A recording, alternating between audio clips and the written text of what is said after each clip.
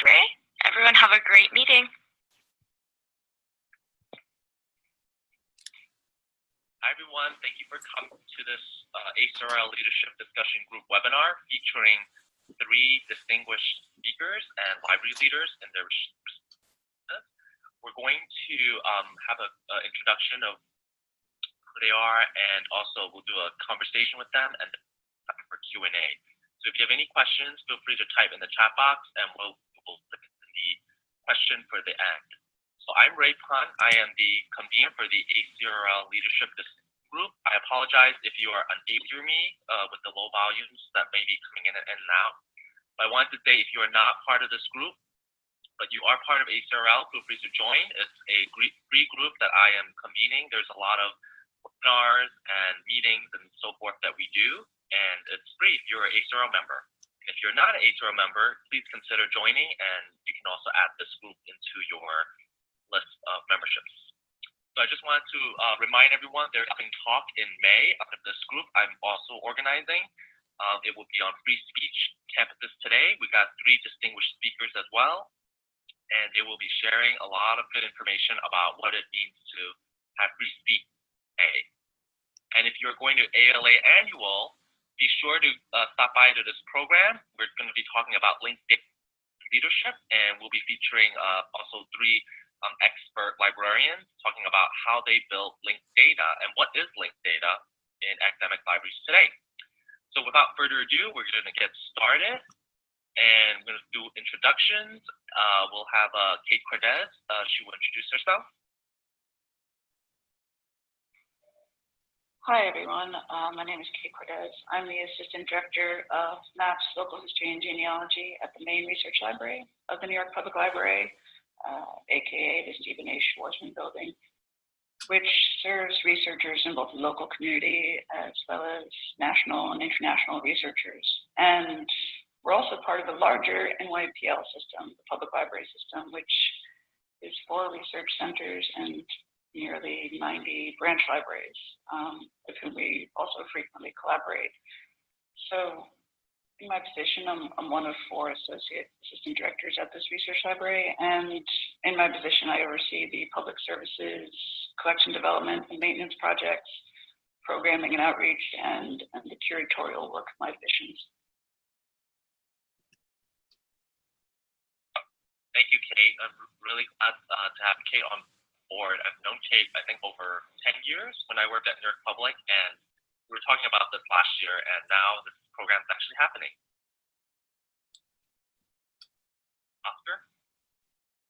Hi, good afternoon and or good morning, depending on where you are in the country. My name is Oscar Lanza Galindo. I'm currently the Executive Director at Greenfield Community Television in Greenfield, Massachusetts. And I used to be the Library Director at Wolf Graham Memorial Library at Widener University, and the Library Director at the Schools for International Training, Graduate School and Study Abroad in Brattleboro, Vermont. One of the ways that I've seen how a lot of the training that I've received as a librarian and in a leadership role has really just flowed over into this different kind of administrative work, and I'll be more than happy to talk about that in a little while once we get into those questions. Thank you. Thanks, Oscar. And finally, we have Dr. Pearl Lee. Hi, everyone. This is Pearl, and I apologize in advance. I'm getting over bronchitis if you hear any coughing, but I'm going to do my best with some hot tea here. But I'm the Dean of Social and Behavioral Sciences at Palomar College. It doesn't say library in my title, but it is one of the 7 academic departments that I have here. We're a community college in San Diego. It's actually raining today, though. When you hear about San Diego weather, it does rain sometimes. And I'm probably one of the newer managers in this group. It's probably the newest. I've been in the library field for 10 years now, so I think that makes me a mid-level librarian. I started my career as a science librarian, and then I moved over to being an access services librarian before I became a manager. I've served as a library director, a learning commons director overseeing tutoring and the library, And I mentioned I have many different areas now in my role as a dean, including the library, the wellness center, academic technology, social and behavioral sciences like psychology, economics, history, and I work really closely with faculty. So that's me. Thank you all. So I am appreciative of all of you willing to serve on this panel. And the reason why this panel was formed was because you all have different experiences in working in different kinds of contexts. And I think that's important for our attendees, for our profession to know more about the different kinds of skill sets and management experiences and leadership within your different contexts. So all of you, what has helped you become the library leader / manager that you are today? So you can keep it, very broad or brief. And we'll start with Kate and then Oscar. Okay, well, maybe I should focus on about 3 things I think have helped me or led me to where I am today. And first off, I think it's important to acknowledge how life outside of your career contributes to your trajectory. So I entered librarianship kind of after a decade or so of doing other stuff after graduating college. And since I entered library school, I've had a pretty stable life and strong support system, which has allowed me to focus on what's important at the library and then concentrate on my professional development, which has been really important for pretty obvious reasons. Secondly, I work for a great institution, which has afforded me a really strong support network, a rich professional network full of great colleagues, inspirational colleagues across the research and all the branch libraries. And I also, working in a large metropolitan area with lots of libraries and affiliated cultural organizations and active professional groups like Metro and ACRL New York, I really don't need to look too far for great feedback and criticism and support, which has really been wonderful and instrumental in kind of helping me my daily work and figuring out where we're going as a team. And just lastly, before I started working in libraries, I had a bunch of different jobs, each of which introduced me to a variety of strong, interesting, dedicated managers and leaders, each with a unique approach to what they were doing, managing, supervising everything, and all that experience helped me get kind of grasp on a range of approaches and methods which I could apply to my work today. Kind of like I built up this really great toolkit just being in a bunch of different situations, which was good for me, I would say. Those are my 3, I think, main areas of why, what helped me become the leader I am today.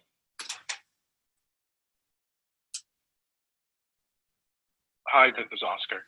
I think that one of the 3 things that helped me get to where I am today, I really feel is looking for opportunities outside of libraries.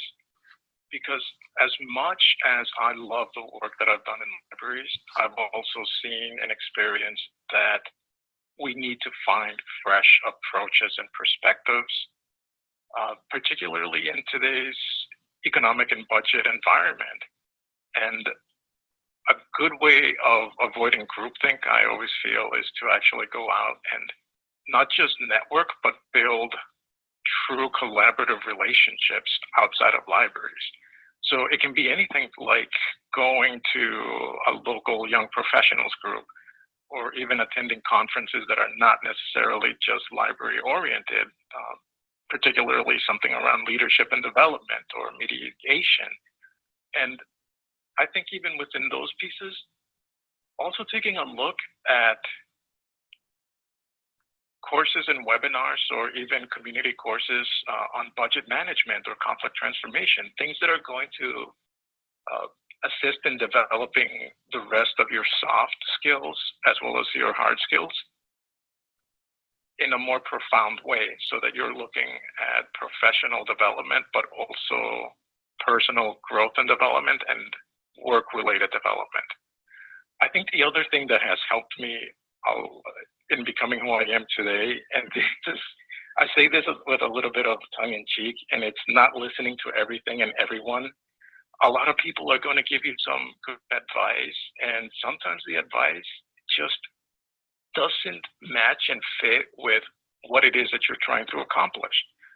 So having the confidence to know when to embrace that and when to say, you know what, this is a really good idea and it might work for later on, so let me just keep it in my back pocket for now.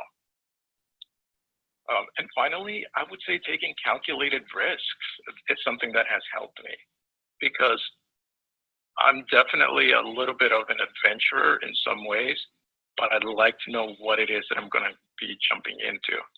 So the more that I've been able to take a look at projects and programs and see what the benefits are, I've also taken a look and tried to see, okay, what if this doesn't work? How do then we create something from this that can work for later on? And that's what I mean by taking calculated risks and chances. So I think those are my top three things.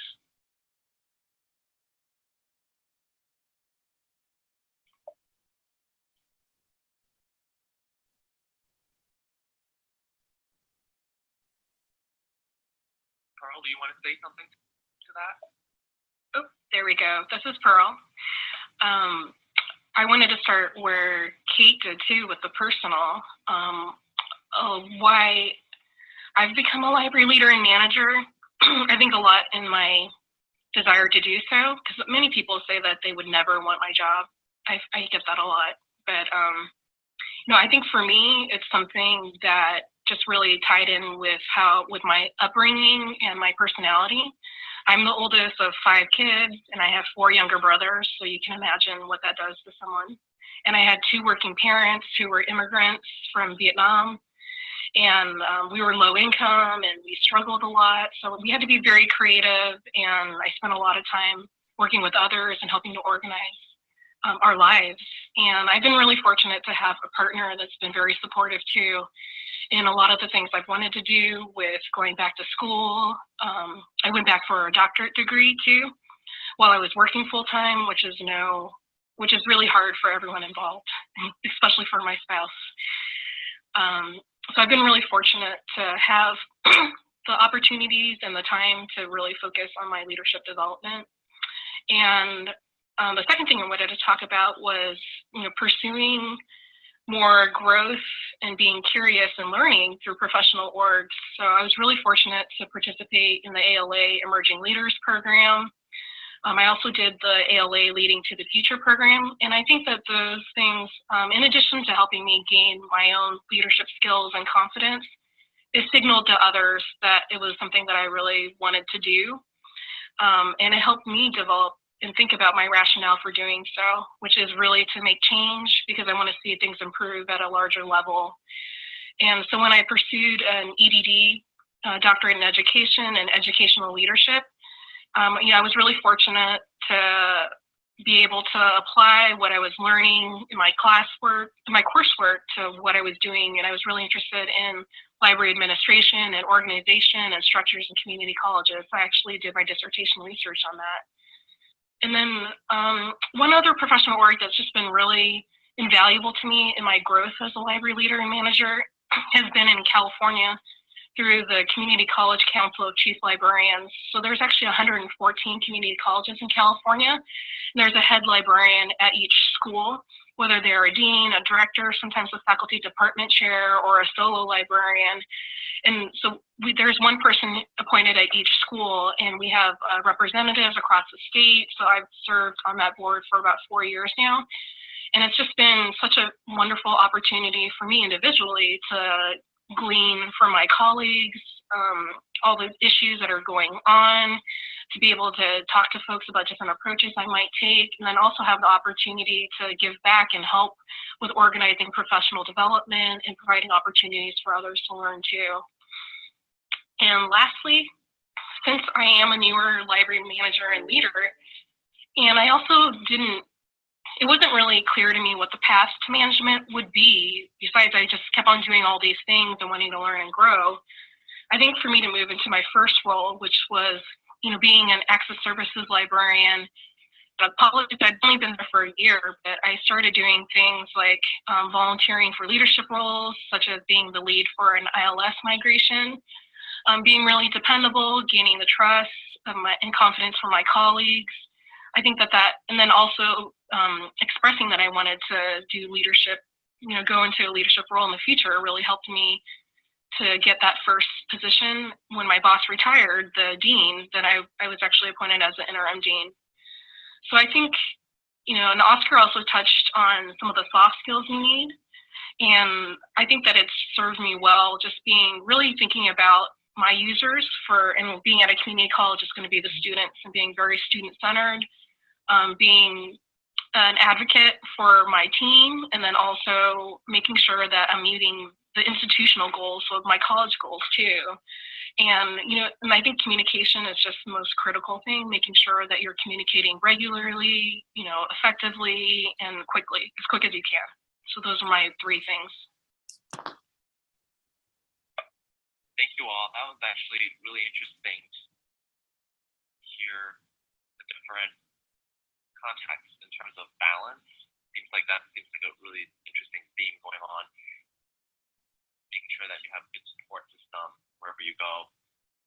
Second question, what are some best and not so best advice you have received on becoming a library leader? So I know Oscar had briefly, we'll give him a chance to answer first, and then Pearl, and then followed by Kate. Thanks. Okay, hi, this is Oscar. Some of the best advice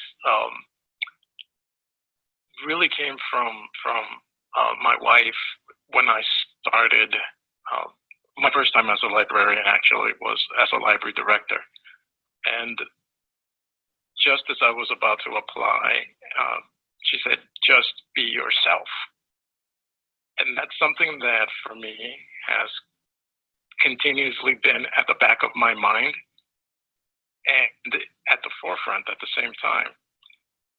Because if you're not able to be yourself, and if you're not comfortable with who you are, you might not be able to lead by example as much as you want to do.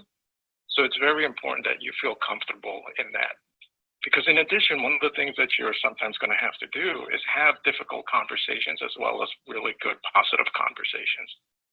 And if you're not able to address the pluses that are in your organization, along with the deltas, the things that you wish to change, you're not going to see the kind of growth that you really envision and are striving for, and most often your staff and community really wants. The worst advice that or rather the not so best advice that I've received is to always build consensus.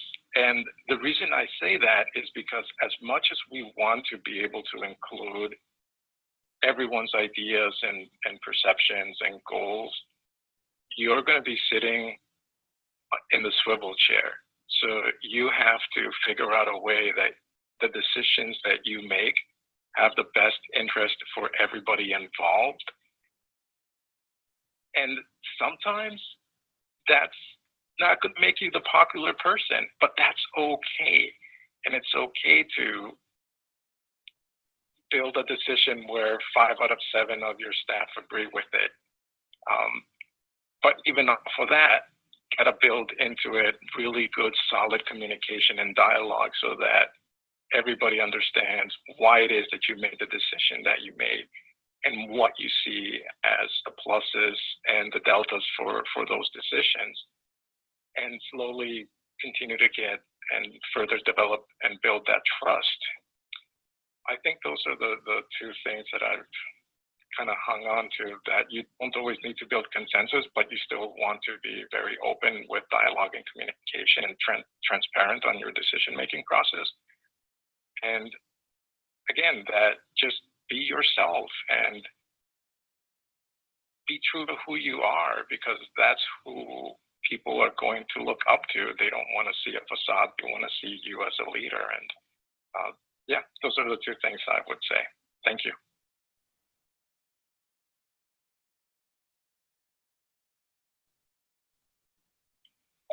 Okay, this is Pearl again. And I always agree with Oscar, but anyways, I would say that, so one of the things that I heard when I first moved into being a library leader, a formal leader anyways, was one of my librarians pulled me aside and said, "You can't wear those shoes you used to wear." So these are 5-finger shoes. I know that they're not very stylish, but they're very comfortable. And faculty members often dress pretty casually. So that was one way she was signaling to me that you have to change yourself for the role. And so as I've gotten more comfortable with being a manager and being in this position, I've got much more comfortable with being myself and not being so self-conscious about how I look. Because for me, also being an Asian woman who's small and I look very young, I get mistaken as a student all the time, and even as a dean now. Occasionally I get asked if I'm a faculty member, which means I'm probably aging a little bit. So, but that's one of the things that's been hard for me to get over, that I have. But one thing that I've heard also that really resonated for me recently from a leadership seminar I'm doing is when you're so worried about yourself, you're leading with fear. And so when you're leading without fear, thinking about yourself, then you can really be more of an authentic leader and bring yourself and your strengths forward. And the example that person used was, thinking about Wonder Woman. So she's got those metal bands, and when she crosses them as an X, you can deflect, bullets and guns and whatever it is coming at you. So when you're going into a really tough meeting, you have to think about what people might be pitching your way, but you have to make sure too that you can deflect things and still be yourself and be compassionate, still be thoughtful, be open and listen, but still make sure that you do what you need to do. And I think being in academia, something that really helped me that I got from one of my mentors was that although I was moving from a faculty role to being a manager, I still needed to think about myself as a teacher. And by that she meant where I still needed to do things like thinking about, even if I'm running a meeting, I need to think about what are the outcomes I have for this meeting, what are my goals.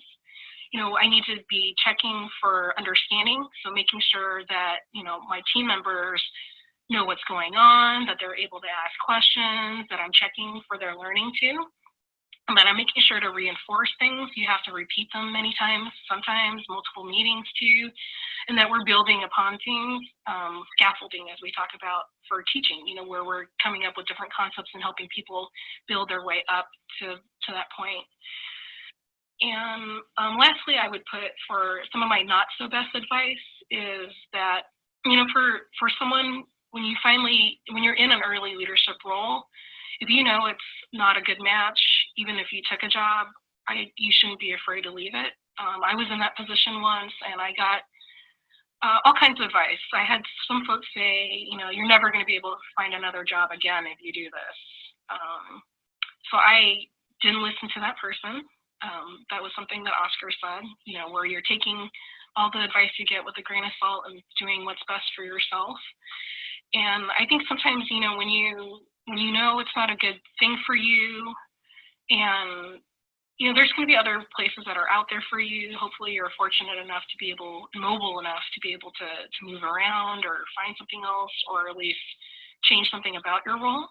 But you shouldn't be afraid to leave a job or change your job or find a different approach to your job if it's not fulfilling you and if you're not feeling that you're getting what you want out of it.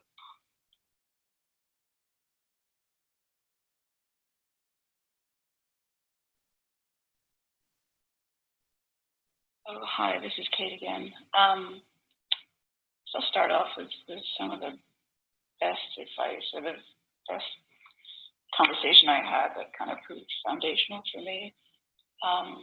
When I was fresh out of undergrad, I was at a job that I loved, and I was promoted to a managerial position, supervisory position, because my supervisor is retiring, and it was a job I really loved, and I admired this person and their approach, and they were super effective and built a really strong team, and everyone got along, and I had expressed hesitation over my ability to maintain that work environment that this guy had cultivated over many years.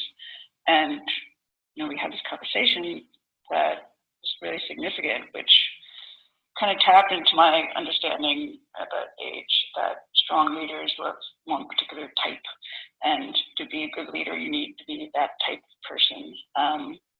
So this guy, we had this conversation where he's just like, listen, he's like, just because you think I'm doing a good job doesn't mean you have to do everything the same way that I'm doing it. Just think about the underlying basics or the foundation of what you find successful in what I'm doing, which is like understanding the field, enjoying your work, really caring about the community that you're serving and the customers and whatnot. In libraries, I think your researchers, your students, your faculty, knowing your colleagues and staff, and so on. So I was fortunate that at this early age, I had this conversation where that kind of broke down some misunderstandings I had about managers and leaders and how they had to be, which I've kept in mind over the years. Because I still, when I see people I really admire, I'm like, I have to run a meeting like she does, because she does it tremendously well, but it's just picking up on the methods that they use, not being that other person. At the same time, I would say some of the worst advice I got that is in direct contradiction to what Oscar said was when people tell me to just be myself, because I don't want to be myself all the time. I'm not always a great person. I can be lazy and judgmental and things like this. So I think it's when people tell me to be myself, what they're really needing is just kind of understand who you are and have some kind of self-awareness to know where your weak spots are and how to avoid them and to build on your strong suits to constantly improve the way you interact at work. Because when people tell me to be myself, I'm like, I think you want me to be myself right now, because we would not be having this conversation. That's it. It comes from a good place when people say just be yourself. So yeah, those are the two things. I think on one hand, they both kind of speak to the same issue. It's being authentic in a sense. Know your strengths, know who you are, know what's needed at certain times, and just look to the people that you admire and pick up on what you could take from that.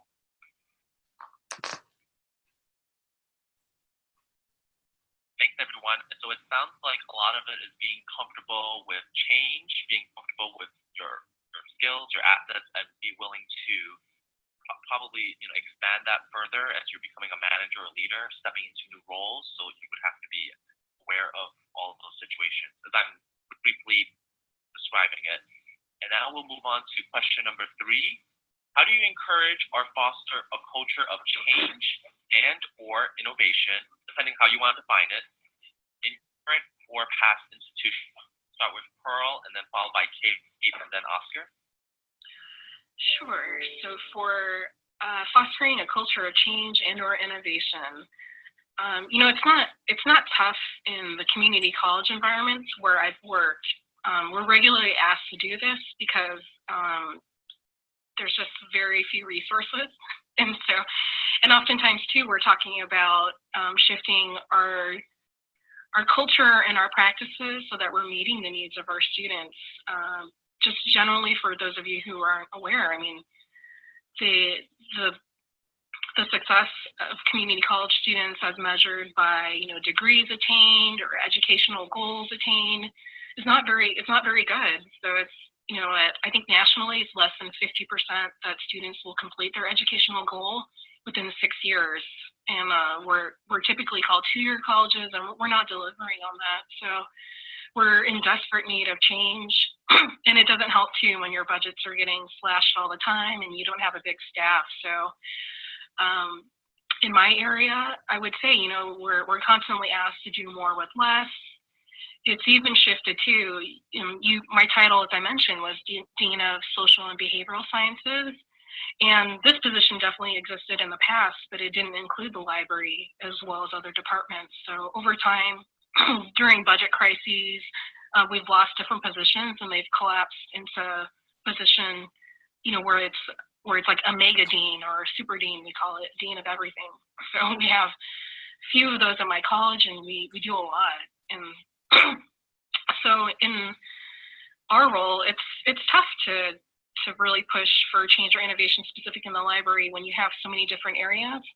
So it's really important that your team is really developed, that they want to see change and that they're willing to change. So it's really important starting from the beginning. We're recruiting for 2 positions right now. So if you're interested, do apply. We have very good benefits. So I'm always hiring and recruiting and mentoring folks and encouraging them to join community colleges. It doesn't have to be mine, but I'm very passionate about the work that we do. So when we're hiring, we want to make sure that folks are flexible, have strong technology skills, and that they also see the urgent need to improve student learning and how the library impacts that. As a manager, I have to be open to new ideas too. So, encouraging folks to bring things to me, to listen when I'm in different forums, when I'm at different tables, to see where I can insert the library. Whether it's for things like right now, there's a big push for guided pathways. It's a big programmatic change for community colleges and nationwide. It's happening in different places as a way to actually completely redesign how we do our business. So how we bring students in, how we support them and get them through, and how they graduate.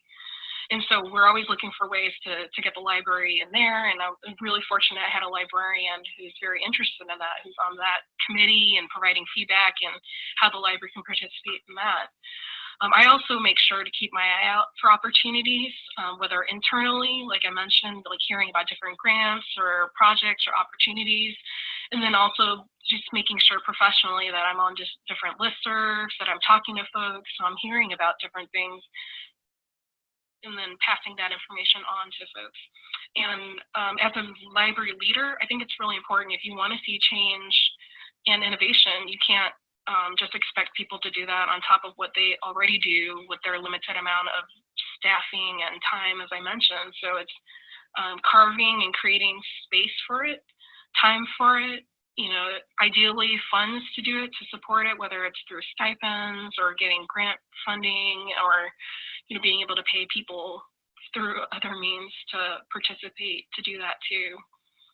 But in our field, there's a time of a lot of change. So I think it's really important to be able to work with folks that have the attitude that change is inevitable. And I know that people are on a different spectrum for change always. So it's making sure that we work with folks no matter where they're at. But if you were able to get enough champions on board and get a critical mass, it's usually when you can bring things forward.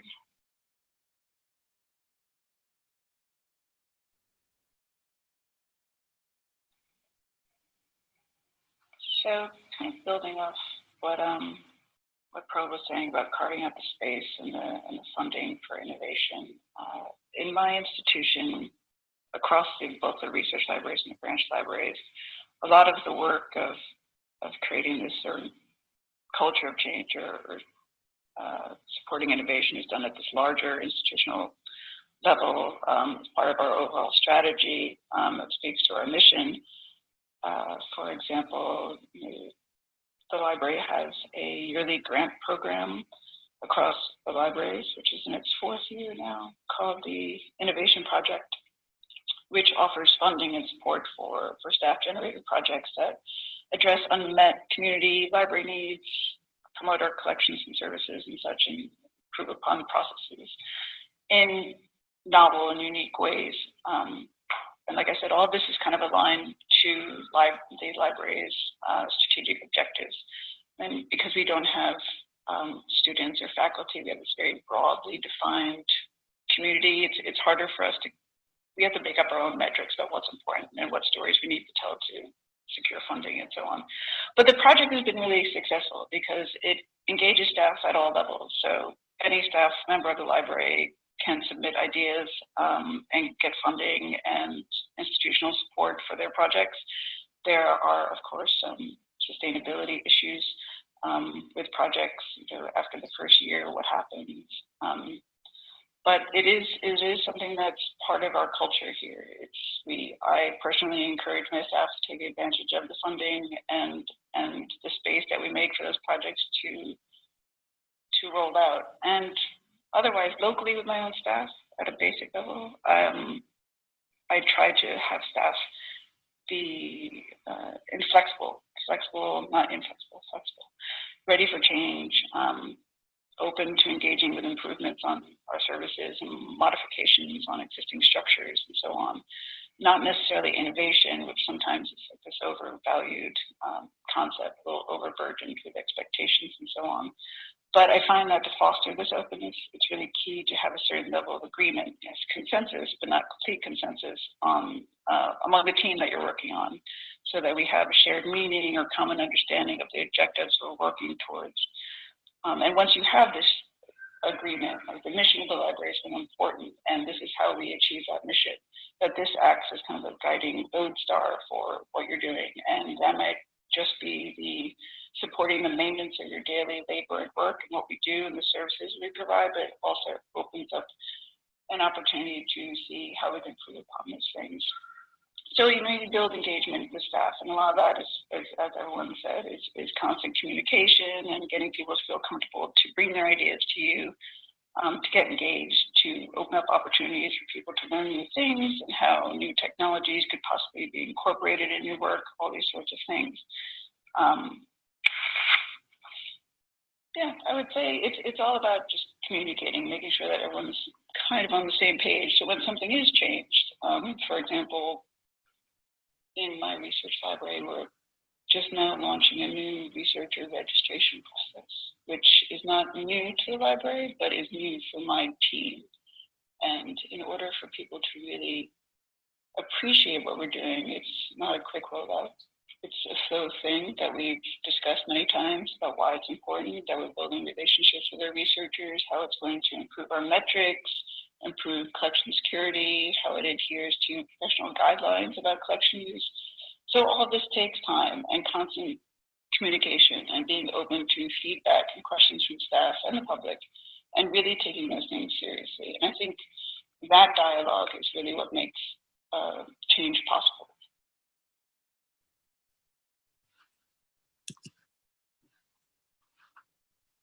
Hi, this is Oscar. Well, this is a really good question, and I'm going to build off a little bit off of what Pearl and Kate just discussed, and emphasize the communication and transparency piece. And one of the ways that I've done it, and it's been different tactics and different approaches at different institutions.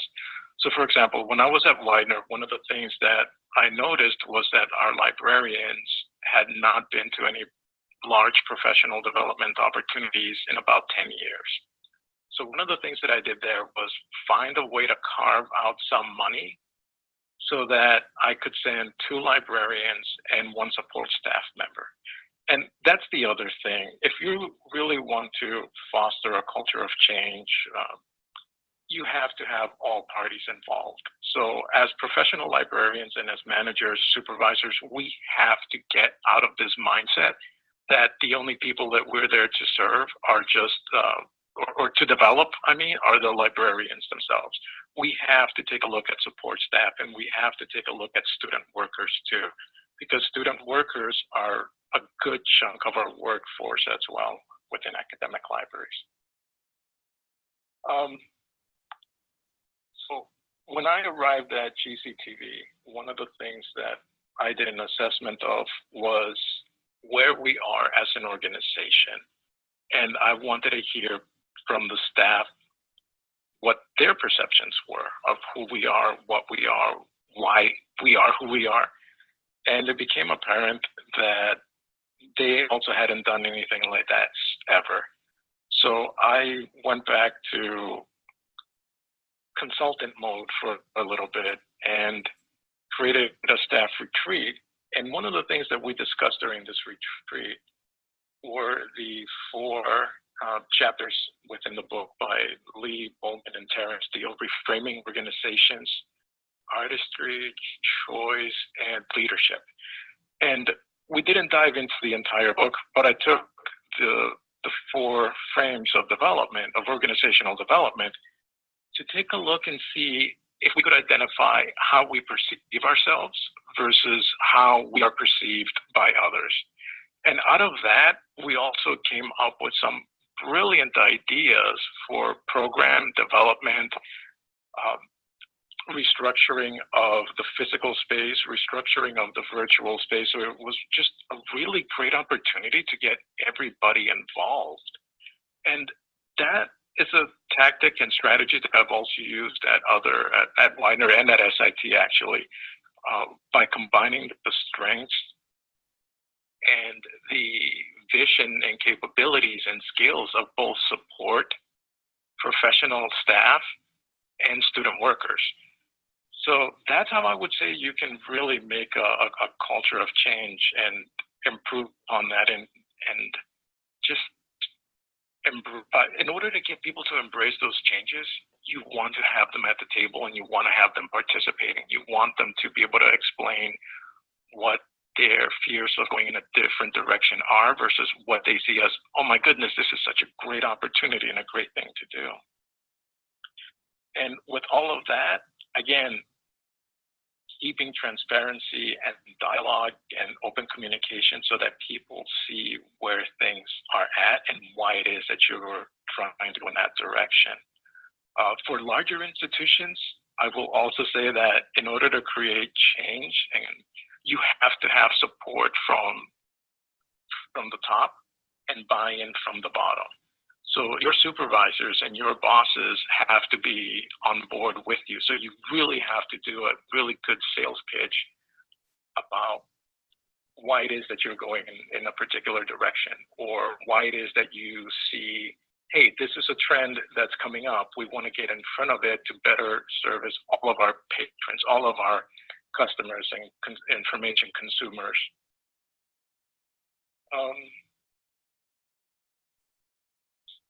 Yeah, so the other piece of that for me is that you have to embrace and believe in the change that you're trying to create, because it comes down again to being your authentic self, and people are going to want to work with, and notice I didn't say work with somebody that is an authentic self and wants to see these positive changes and positive growth for the entire community as a whole.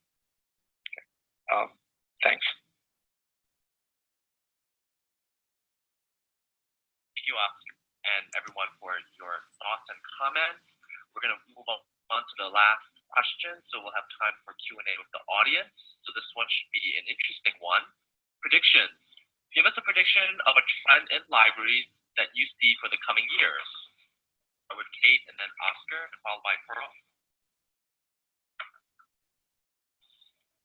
Hi, this is Kate. I'm not great at predictions, but I guess focusing on leadership, just kind of building off what Oscar said.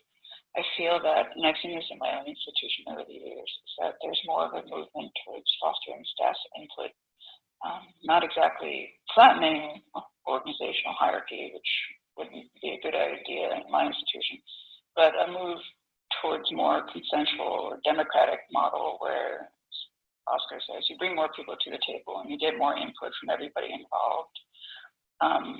So this is not like a prediction saying that traditional organizational models are going anywhere, because those things create the scaffolding or this order and structure in which staff can generate their meaning of what their work they're engaged with.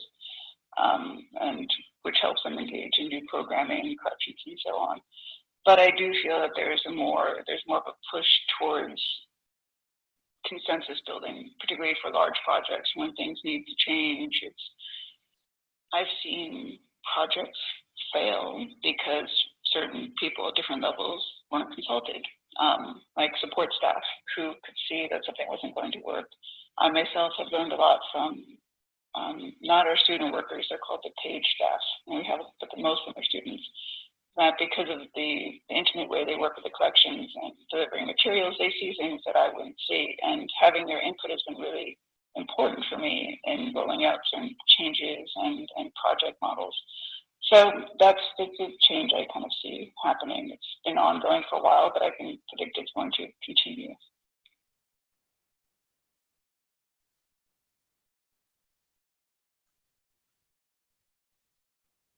Hi, this is Oscar. Let's see, an observation or prediction. That is, well, here's a fun one. I'm predicting that I'm going to win this Saturday's 421 million, and I'll be able to retire Monday morning at 1, and that's my prediction. But in all business, I think that one of the things that I'm seeing is the current political environment on both the left and right in their pressuring of suppression of programs and materials, something that we need to pay closer attention to and be better prepared so that we can still create environments, both physical and virtual, where we want to share information and knowledge creation and challenge ideas, but also find a way of being careful of not being supportive of an ideology that goes against a social justice or how can I say it? This is why I'm saying it's a tough one. That it doesn't go into an area of political correctness one way or the other. And I'm seeing pressures from both the left and the right in political terms for suppression of programs and materials, books, presentations. And again, we just need to be better prepared, I feel, and believe, to make our case for why something is being presented or why we want to keep something in our programming, and have some really good, sound, rational explanations for that. Thanks.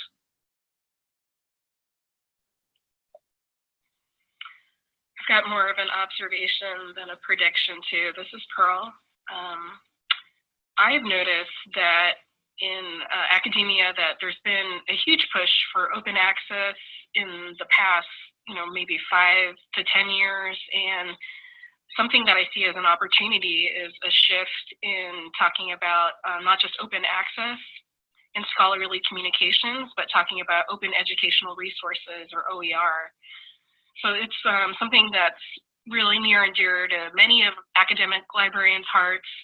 Just if you've been a person working at a reference desk at a college or a university where students tell you they can't afford a book, and you help them try to find it on reserve, and it's not on reserve, they're waiting for financial aid. Basically, textbooks are way too expensive. We all know this. The prices are just outrageous.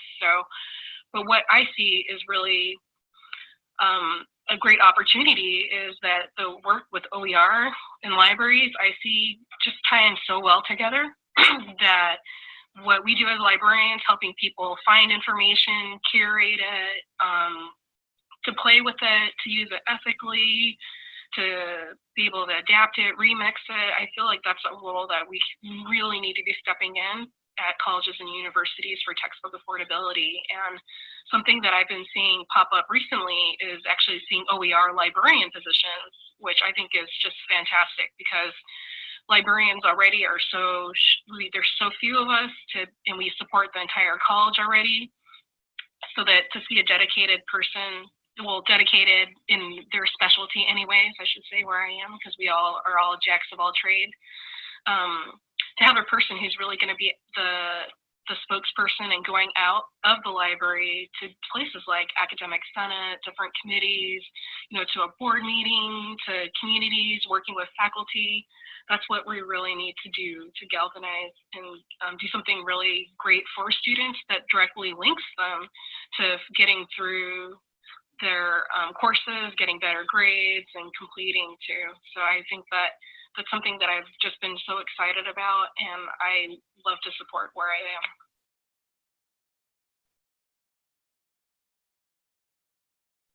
Thank you, everyone, to Q&A with attendees. So there's about 5 minutes left. If you have any questions, feel free to type in the chat box, and then we will get to them as soon as we get them. And as we are waiting, just to remind everyone, for those who do have to take off in the next 5 minutes, have upcoming programs, free speech webinar. I think Oscar had alluded to some of that, and also Kate too, in terms of getting input from students and so forth. This one you can register for free, and also an annual program for link data. But if there are any questions for our speakers, please feel free to type in the chat box and we'll get right into it.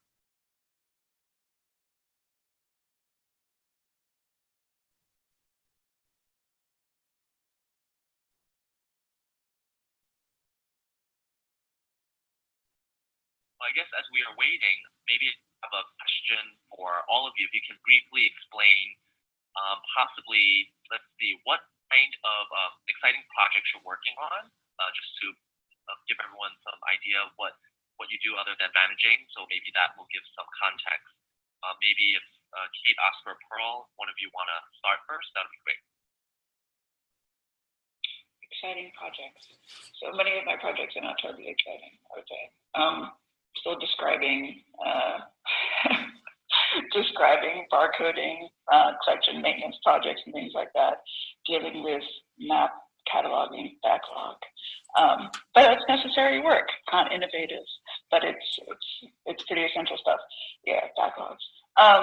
Otherwise, this project I mentioned about reader registration and researcher registration is pretty exciting because it affords us an opportunity to really understand what our researchers are working on and how we can support their work more robustly. And this is actually another observation I have about where research librarians are going, at least in this public research library, is that we're probably more specialized reference consultation work. Instead of waiting at a reference desk for people to come to us, that will be a little more engaged in outreach, and this reader registration will really help us move in that direction.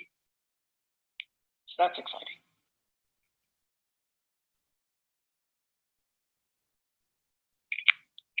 Hi, this is Oscar. Oops. Hi, this is Oscar.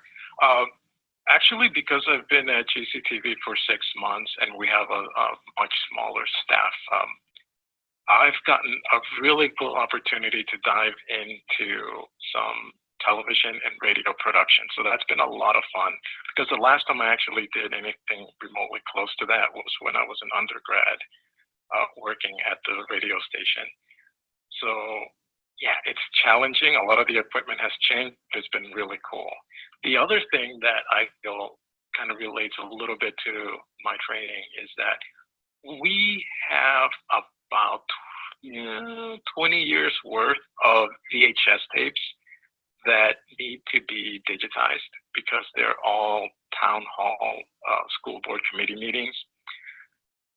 And creating the infrastructure and the metadata tagging for that has been a lot of fun for me. And it's something that I've actually been pretty hands-on with, in addition to a lot of the administrative pay the bills, do all of that fun stuff. I'll also say that being at a small institution has really helped me further develop my fundraising skills, because if I'm not out fundraising, and that is going out for grants and soliciting for underwriting support from corporate sponsorships, we are a very, very, very skeleton budget. So it's definitely cool and a lot of fun, and it gets me out into the community to see and hear what the value of community television has been for the city as well. The other really cool thing that I'm doing is that we are basically creating from scratch a new internship program. So I'm working with a local high school student, and he and I are creating an entire internship program for the tech school and the public high school, as well as some of the other colleges in the area, for full semester-long internship opportunities and possibilities. And finally, one of the things that we have not done at this station a lot of has been podcasting. So I'm in the middle and in the process of recreating manuals, best practices, and tutorial videos, which, you know, would have been doing at a library as well, on best practices and methodologies and how to use the equipment. And it's been hurricane-like speed work, but I've got to say it's been so much fun and re-engaging so many other aspects of my skills that I hadn't thought a lot of in the past. But that's kind of what I've been doing. All right, thank you.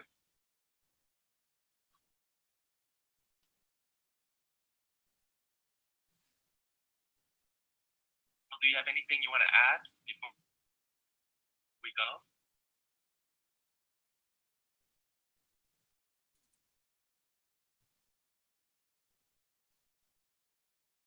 Hi, this is Oscar. I think the only other thing that I would say is when you are in these opportunities like this, reach out to the panelists or to other people who are participating, because the more that you network and build alliances and opportunities to share ideas, the more fun the work can be. So like right now with Kate and Pearl, I mean, they said so many of the things that I was thinking about and hadn't put into work. So I'm definitely going to be reaching out to them later on and saying, hey, we should chat sometime, or when I'm in California, Pearl, I'll look you up, or Kate, I'm just like 4-hour train ride away. I'll stop by sometime and maybe we can get coffee or something. But that's the only other thing I would say. Oscar. Well, thanks everyone for attending. Time is up, and we appreciate you attending, and appreciate Kate, Oscar, and Pearl for sharing their experiences, their thoughts and advice. And this webinar will be recorded, and we'll share it with everyone once it's ready. Thanks again. Have a great day, and Happy Friday's almost there, so hang in there.